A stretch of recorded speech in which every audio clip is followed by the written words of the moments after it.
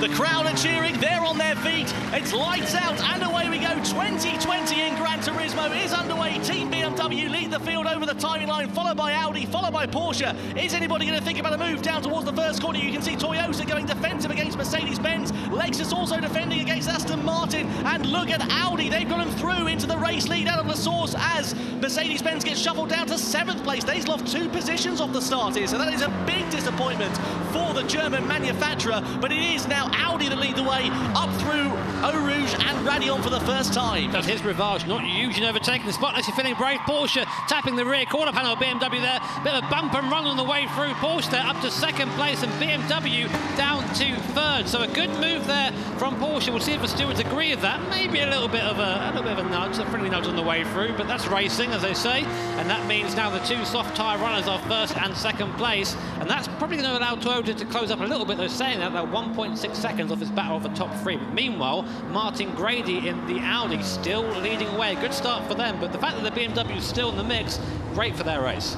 Can he do anything into Kemmel? We've seen the Audi not quite strong enough to overtake around the outside, usually using the straight line speed there, and again stuck on the outside. Cayman has the inside for this corner, but will be on the outside for that, and Audi there right the way around the outside. A great move by Hayden Hunter, and that of course has allowed BMW to get back into the fray as well, coming down to Rivage. It's not over yet. Audi go defensive, almost cut the nose off the Porsche in front, and they're just about around the middle of the circuit. Porsche go back up the inside now. Guys, you've still got 7 laps of this race left yet, and of course Audi forced off now into X, and BMW going to have a good run out of here, but Porsche take back the lead from Audi.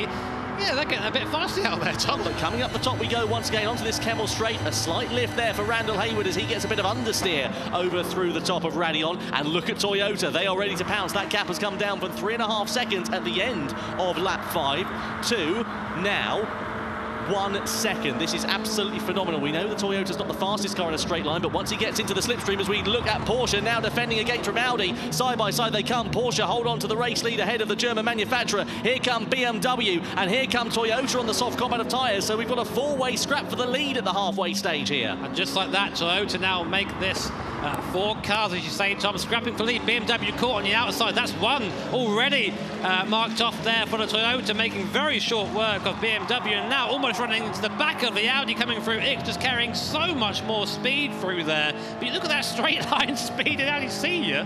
Not quite though, as we come now down to Buon, and again Toyota watch us through here. They have a much better exit from the corner. Might have a go down to the Fanion chicane. I think again the Audi will just about be able to pull ahead for now and just keep the car there, but Toyota goes the inside. Rain Darish in that car at the moment, makes the move, lunges up the inside, parks it on the apex there. A great block pass, we call that there.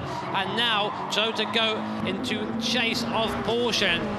Yeah, the Alfa Romeo not known for being a quick car in a straight line. You can see the Ford there holding its own on the Kemmel straight, even with the Alfa Romeo having the slipstream and not even close enough to make a move. But the soft combat of tyres into that corner is going to allow them. But Mercedes-Benz coming into pounce, and there's contact there as Alfa Romeo shuffled them out wide. And that is not going to be a very welcome sight at all for Bernie Valverde, the Costa Rican who is behind the wheel of the SLS AMG, gets biffed out wide and has now got all that hard work to do once again. Meanwhile, speaking of a podium and speaking of the battle for the race lead between Coque Lopez and Toyota, through into the Kemmel, off the Kemmel straight into Les Combes we go. And look, you can just see visibly how much different that grip is, the advantage that Coque Lopez has. And he's going to try and send it down the inside into T8. They go side by side. Lopez on the inside in the BMW, and he goes through into the race lead on lap 10 out of 12 here at Spa-Francorchamps. That was brilliant, absolutely textbook. Didn't have to force a mistake from the Toyota with Cy Bishop, who is behind the wheel of that car at the moment, and now it is Lopez's race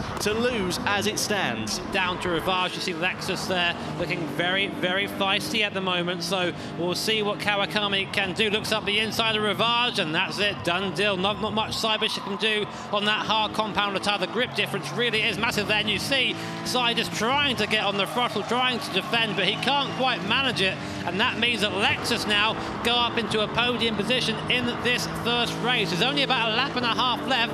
Can they chase down Porsche and make it one better? Kawakami on an absolute mission right now in the Lexus. It's great to see the 2018 Manufacturers Champions back in form. Had a bit of a rough year last year, I think it's fair to say. So to see him come back strong on the first World Tour event here in Sydney is a great pleasure. As we come down towards the bus stop, nice and easy now, Koke. This is yours to lose. Comes through the right, goes through the left, and that's it. BMW and Koke Lopez will take the first win of the year here in the World Tour at Sydney. Across the line they go. First the BMW, Lexus comes storming through the field for second, and Porsche will round out the podium in third place.